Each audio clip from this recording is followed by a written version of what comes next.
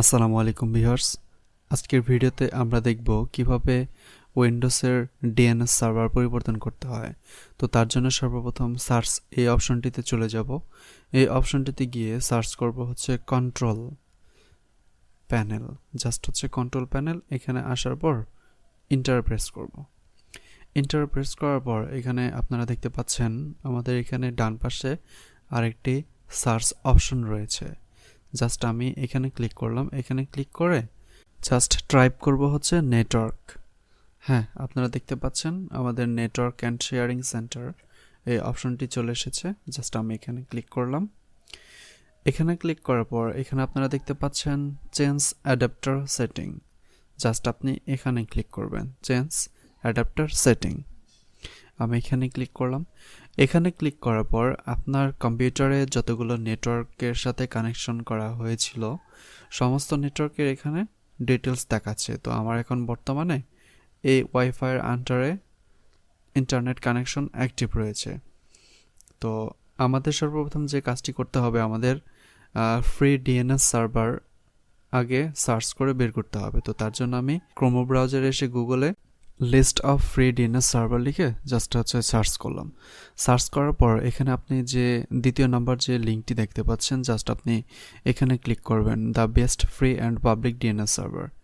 আচ্ছা, এখানে ক্লিক করার পর আপনি এখানে দেখতে পাচ্ছেন যে এখানে বেশ কয়েকটি বড় বড় কোম্পানির ফ্রি ডিএনএস সার্ভার রয়েছে, লাইক গুগলের রয়েছে, ক্লাউডফ্লেয়ার রয়েছে, তারপর হচ্ছে কন্ট্রোল ডিও রয়েছে। তো আমরা এখানে দেখতে পাচ্ছি যে গুগলের প্রাইমারি ডিএনএস সার্ভার দেওয়া আছে এবং সেকেন্ডারি ডিএনএস সার্ভার দেওয়া আছে। তো এরকমভাবে প্রত্যেকটির প্রাইমারি এবং সেকেন্ডারি ডিএনএস সার্ভার দেওয়া রয়েছে। তো আমি রিকমেন্ড করব হচ্ছে যে গুগলের অথবা হচ্ছে ক্লাউডফ্লেয়ারের যে কোনো ডিএনএস সার্ভার ইউজ করার জন্য।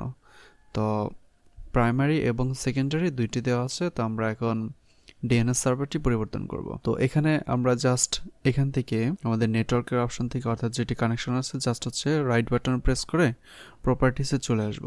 তো আসার পর এখানে আপনারা দেখতে পাচ্ছেন ইন্টারনেট প্রোটোকল ভার্সন 4।